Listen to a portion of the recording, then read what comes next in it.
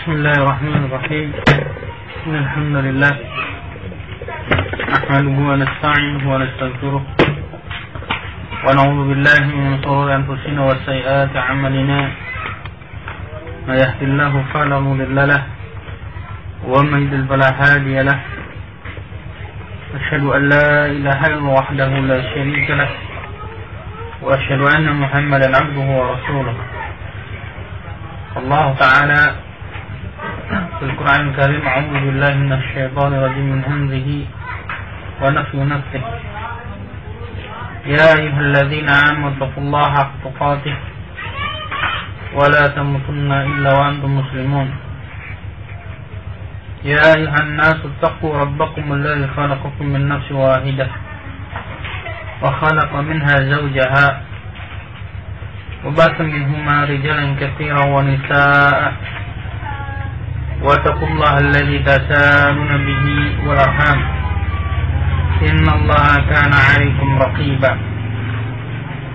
يا أيها الذين آمنوا اتقوا الله وقولوا قولا سديدا يصلح لكم أعمالكم ويغفر لكم ذنوبكم ومن يطع الله ورسوله فقد فاز فوزا عظيما فإن خير الحديث كتاب الله وخير الهدي هدي محمد صلى الله عليه وسلم وشر الأمور محدثاتها فإن كل محدثات بدعة وكل بدعة ضلالة وكل ضلالة في النار. ما بعد. Masih hadis yang ke 34 tentang man ra'a minkum munkaran wal yughayyir bi yadihi fa illam yastati' fa bi lisanihi fa illam yastati' fa bi qalbihi wa huwa 'ala kulli iman. Nah, dan sudah kita jelaskan tentang hukum ingkar munkar dan juga ingkar munkar yang wajib, yaitu dengan hati. Itu harus seseorang dia mempunyai pengingkaran terhadap suatu kemaksiatan dengan hati. Kemudian di sini dari sabda Rasulullah SAW man ra'a minkum munkaran, bahwasanya pada hadis ini menunjukkan kemungkaran yang kita diperintahkan untuk mengingkarinya adalah perkara-perkara yang telah jelas, telah diketahui zahirnya. Nah, dan mungkar itu sendiri, kata Syekh Muhammad Shalih bin Utsaimin rahimahullah, adalah ma'ankarahu syar'u wa ma haramahu Allah azza wa jalla. Yang namanya mungkar adalah perkara apa saja yang syariat mengingkarinya, dan juga perkara-perkara apa saja yang Allah Subhanahu wa taala dan Rasulnya haramkan. Maka di sini mengingkari kemungkaran adalah perkara yang jelas yang sudah diketahui. Tentunya tadi yang diingkari oleh syariat, yang diharamkan oleh Allah dan Rasulnya. Nah,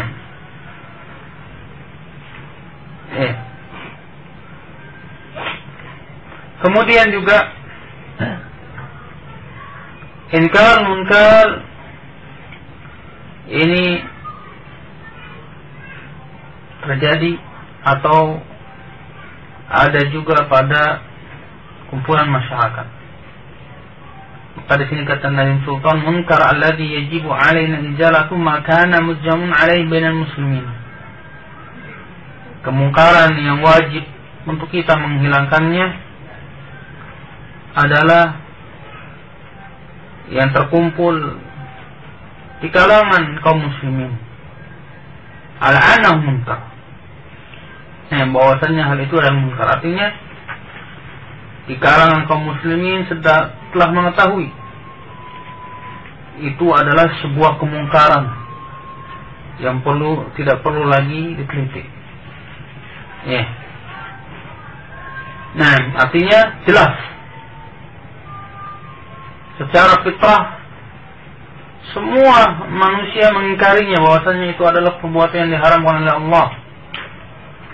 Maka ingkar munkar, pada perkara yang juga terjadi pada perkara-perkara yang telah jelas di kalangan kaum muslimin, seperti misalnya riba, wal zina, wa syarbul khamr, minum khamr, kemudian tabarut, meninggalkan sholat dan selainnya. Pada asalnya kaum muslimin mengingkari riba, tapi yang namanya tipu muslihat dari syaitan dihias-hias sehingga menjadi syubhat di kalangan mereka. Tapi jelas di kalangan para ulama. Maka orang yang mengerti tentang permasalahan tersebut wajib mengingkarinya. Al-umur lati ikhtilaf, artinya di sini adalah perkara yang sudah sepakat kaum muslimin tentang keharamannya. Dan di sana juga ada perkara-perkara yang para ulama ikhtilaf tentang keharaman dan kewajibannya. Maka kata beliau, fa in kana al-khilaf fiha dha'ifun wal hujjah man qalahu bil hurmah fa inna mithla hadha yunkiru ala fa'ilih. Maka sesungguhnya jika terjadi perselisihan pendapat, fa in kana khilaf fiha dha'if, perkara-perkara yang di sana para ulama berselisih tentang keharamannya dan atau kewajibannya, maka kalau ada yang menyelisihi, wa in kana khilafiha dha'if, khilafnya, perselisihannya lemah, maka hujah bagi orang yang mengharamkannya. Maka seperti ini diingkari orang yang melakukannya. Wa in kana khilaf qawiyan wa tarjih sa'd. Adapun misalnya perselisihannya kuat, kalau tadi perselisihannya lemah. Perselisihannya ada yang menyelisih lemah, bahwasanya ini haram atau tidak haramnya, tapi pendapatnya lemah. Maka perselisihan seperti ini dianggap lemah. Maka hujah bagi orang yang mengharamkannya. Misalnya ada yang mengatakan haram atau ada yang mengatakan halal. Datang yang menyelisihi tapi lemah. Maka tidak dianggap dan hujah bagi orang yang tadi mengharamkan dan tetap halal. Atau sebaliknya, menyatakan halal tapi datang yang menyelisihi ini haram atau ini adalah halal tapi lemah, tetap hujah bagi orang yang mengharamkannya. Seperti apa datanya? Bahan kepiting. Sebagian kaum muslimin mengaku haram, katanya karena hidup di dua alam. Padahal tidak ada nas satupun yang menyatakan bahwasanya kepiting itu haram. Maka kembali kepada hukum asal, bahwasanya makanan yang tidak ada nas pelarangan, dalil pelarangannya, maka itu halal.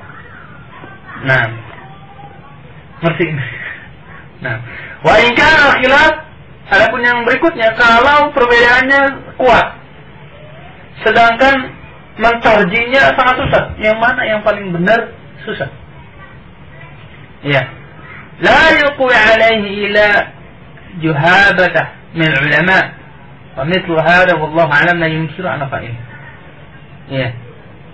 Sulit, tidak ada yang menguatkannya kecuali hanya sedikit saja dari kalangan para ulama. Tidak ada yang menguatkan kecuali hanya para ulama. Maka seperti ini, wallahu a'lam, katanya la yunkiru ala fa'il. Kalau dia melakukannya tidak diingkari. Karena masing-masing punya dua pendapat. Masing-masing dua pendapat. Iya, tentang ini haram atau ini halal. Tapi masing-masing kuat dalilnya. Maka kalau ada yang melakukannya tidak diingkari karena masing-masing kuat, tidak ada yang mengingkari. Nah, wallahu a'lam bishawab. Kemudian dawafi'ul 'amal bil ma'ruf wa nahy 'anil munkar. Maka di sini adanya untuk melakukan pembelaan terhadap amar ma'ruf nahi munkar, karena di sana adanya beberapa perkara yang mendorong. Yang pertama, kasbus thawab, mencari pahala, wal ajr, dan balasan. Nah, sebagaimana ditunjukkan dalam hadis, man dalla ala khair falahu mithlu ajr fa'il. Barang siapa yang dia menunjukkan pada suatu kebaikan, maka bagi dia semisal pahala orang yang melakukannya. Kalau dia melakukannya banyak, maka pahalanya banyak. Ini diantaranya salah satunya. Kemudian yang kedua, khasyah iqabillah. Takut atau khawatir akan siksaan Allah. Kenapa harus membela adanya amal ma'ruf nahi munkar? Sangat penting. Yaitu diantaranya adalah karena takut siksaan Allah Subhanahu wa ta'ala. Wa dzalika 'anal munkar idza fasha fi ummah taqul bidzalika muhaddah binuzul iqabillah 'alaiha. Muhaddadah. Karena jika ada satu kemungkaran fasya yang menyebar pada umat, takun bidzamad, maka oleh sebab itu akan merata binuzuli iqabillah, turunnya azab Allah alaiha, terhadap umat tersebut. Sebagaimana dalam hadis di sini diriwayatkan oleh Imam Tirmidzi dan disahihkan oleh Syekh Al-Albani di Jami' Sahih atau Sahih Jami', innan nasa idza ra'aw zaliman wa lam yaqulu 'ala yadayhi aw shakka ay'ammahumullahu bi'iqabihi. Sesungguhnya manusia apabila mereka melihat orang yang zalim, kemudian dia tidak memegang tangannya, maka ausyaka ay'ammahumullah, maka Allah Subhanahu wa akan ratakan iqab kepada mereka minhu, dengan sebab tidak adanya dengan sebab atau minhu di sini ada iqab dari Allah Subhanahu wa taala, diratakan. Sebagaimana hadis itu banyak sekali tentang permasalahan ini. Tentunya di sana dijelaskan oleh para ulama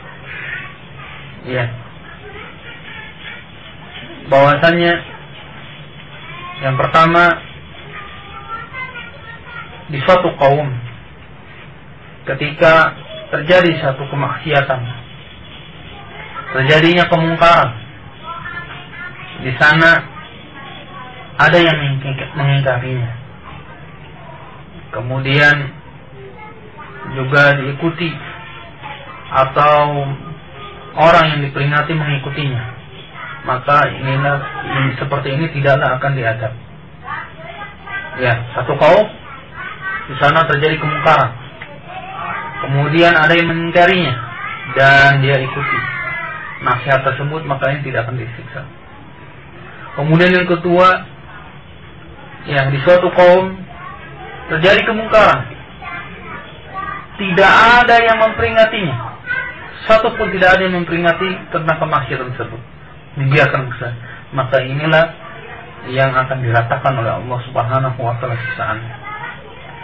Kemudian yang ketiga, suatu kaum terjadi satu kemungkaran, di sana ada yang memperingatinya, tetapi penduduk tersebut sama sekali tidak mau memperhatikan, bahkan tidak peduli akan peringatan-peringatan yang diberikan, maka inilah yang akan Allah Subhanahu wa taala rasakan.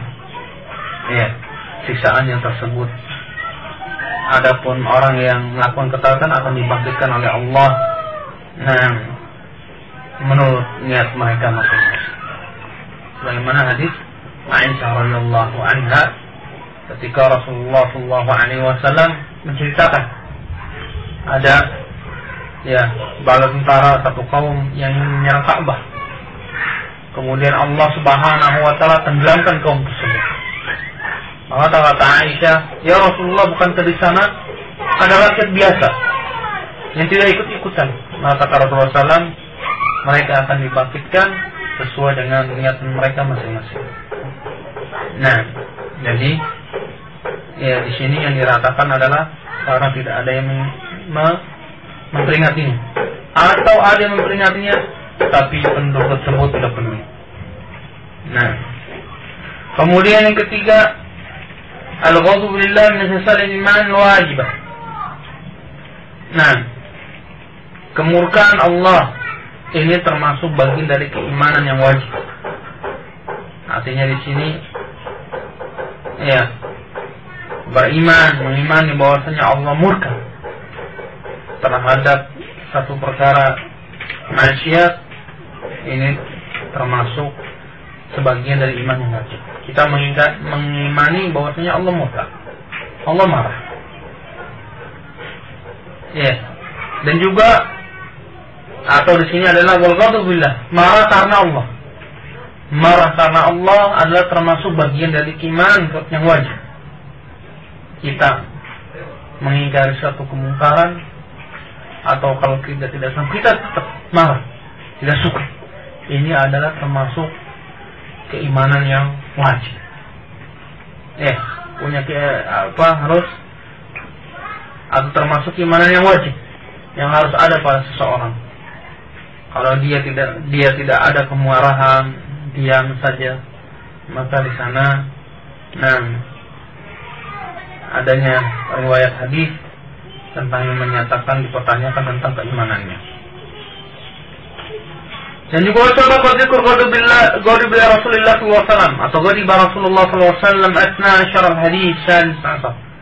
Dan juga di sana adanya dalil yang menunjukkan tentang marahnya Rasulullah SAW. Menunjukkan bahwasannya marah karena Allah termasuk keimanan yang wajib. Kita melihat saudara kita melakukan satu kemungkaran, kita marah. Ya, tentunya di sana bukan marah apa istilahnya? Babi buta. Sadak suduk sana. Ini mungkar. Tidak seperti itu. Tetap kita marah. Tapi ketika kita tidak sanggup untuk merubahnya, tapi ada kemarahan kita kepada kemaksiatan yang namanya kemarahan karena Allah, dan itu wajib. Kemudian yang keempat adanya nasrul lil mu'minina wa rahmatu bihim wa raja' inqadhihim. Ingkar itu adalah dalam rangka menasihati kaum mukminin dan juga menyayangi mereka dan mengharapkan keselamatan mereka. Bukannya ingkar mungkar dalam rangka ingin namanya pamer. Ini kelompok yang ingkar mungkar, tapi salah kaprah. Akhirnya membuat fitnah. Ingkar mungkar adalah dalam rangka menasihati kaum mukminin dan menyayangi mereka dan mengharap keselamatan mereka. Kemudian yang kelima, ijlalullah wa 'idhamihi wa mahabbatih. Ingkar mungkar merupakan kemuliaan Allah dan juga mengagungkan Allah dan bukti cinta kepada Allah Subhanahu wa taala. Dan juga sebaliknya di sana bahwasanya orang yang tidak melakukan ingkar mungkar, maka dia akan mendapatkan seperti yang didapati oleh orang Yahudi, menyerupai kaum Yahudi yang mereka tidak mau mengingkari. Mereka menyembunyikan ilmu, kemudian juga tidak mau ingkar munkar. Nah, kemudian dalam permasalahan ini juga untuk diperhatikan ketika ingkarul munkar, mengingkari satu kemungkaran, dan juga memerintahkan kepada yang ma'ruf, harus memperhatikan ilmu dan hikmah. Sebagaimana Allah Subhanahu wa taala berfirman, "Ud'u ila sabili rabbika bil hikmah wal mau'izatul hasanah." Dalam surat An-Nahl ayat ke-125. Maka di sana ingkar munkar, mengingkari kemungkaran dan juga meminta kepada yang ma'ruf adalah dakwah. Sebagaimana dalam ayat ini, ud'u ila sabili rabbik. Serulah oleh kamu ke jalan Rabb kamu dengan cara hikmah. Nah, para ulama menjelaskan makna hikmah di sini adalah ilmu. Dan juga termasuk hikmah yaitu mengajak, menyeru, melarang bihasbi halil mad'u, sesuai dengan keadaan orang yang didakwai. Nah, memberikan suatu perkara yang baik, memerintahkan kepada sesuatu yang baik sesuai dengan keadaan mad'u. Nah, ini termasuk hikmah. Dan juga termasuk hikmah adalah dengan ilmu sebagaimana yang dijelaskan oleh Allah dan Rasulnya. Dan juga tentunya memperhatikan pula termasuk hikmah mura'atu halal ma'mur, memperhatikan keadaan orang yang diperintah. Nah, artinya di sana sebagian terkadang harus disikapi dengan lembut, wal mudarah wal rifq, dengan cara kasih sayang. Nah, sebagaimana Allah perintahkan di dalam surat apa? Di dalam surat Thaha, dalam surat Thaha ayat ke-33, idhaba ila fir'auna innahu tagha. Allah memberitakan kepada Nabi Musa dan Harun, pergilah kalian berdua kepada Fir'aun. Sungguhnya Fir'aun tagha, bagi keji, kejam. Tetapi apa? Perintah Allah. Wa qula lahu qawlan layyina. Ucapkanlah oleh kalian berdua ucapan yang lembut. Padahal yang dihadapi siapa? Kasar. Nah, la'allahu yatadhakkaru aw yakhsha, agar dia mendapat peringatan dan takut. Dan cara yang lembut. Padahal yang dihadapi siapa? Fir'aun, yang kita kenal kekejiannya, kekejamannya dan kufurnya kepada Allah. Tapi diperintahkan oleh Allah dengan cara yang lembut. Apalagi yang kita hadapi adalah orang-orang awam. Nah, bukan orang yang mempunyai ilmu. Tentunya di sana sesuai dengan keadaan. Wa fi ba'di ahyan labudan min al-ghalata wal qaswah. Dan juga sebagian keadaan harus dengan cara yang keras, tegas.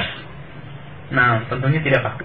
Yang namanya tegas, yang namanya apa? Keras, tidak kaku. Nah, tidak jumut, tidak kaku. Sikat sana, sikat sini. Sikat. Dikit-dikit sikat. Nah, tapi tidak kaku. Nah, sebagaimana Allah Subhanahu wa taala berfirman, ya ayyuhal nabiy jahilil kuffar, ya ayyuhan nabiy jahilil kuffar wal munafiqina waghlub alaihim. Wahai Nabi, perangilah oleh kamu orang kafir dan munafik dan bersikap keras terhadap mereka. Masa menghadapi orang hizbi yang sudah terkenal pamornya sebagai dai,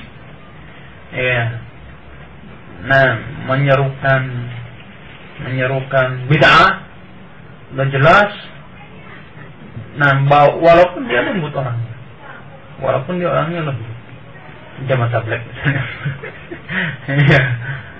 Kalau dikasih tahu susah ya keras. Kita harus punya sikap keras.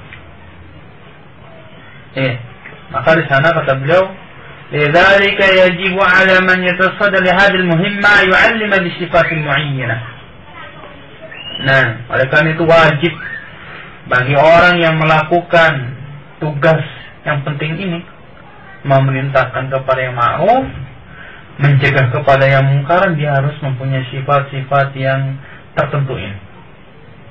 Sebagaimana kata Sufyan Ats-Tsauri, ini bagus, kasih garis atas. La yu'mar bil ma'ruf wa la yanha 'anil munkar illa man kana fi thalath khisal. Tidak boleh memerintah kepada yang ma'ruf dan tidak boleh mencegah kepada yang munkar kecuali orang yang ada pada dia 3 perkara. Rafiqun bima ya'mar bima ya'mar, rafiqun bima yanha.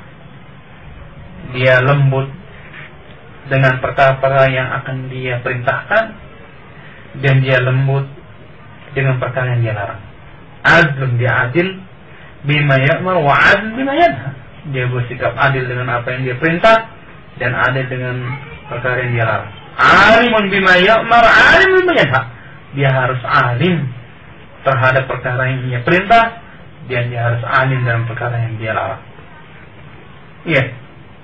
Yang dilarang siapa, yang perkara apa yang dilarang dia harus tahu, dan bagaimana cara melarangnya dia harus tahu.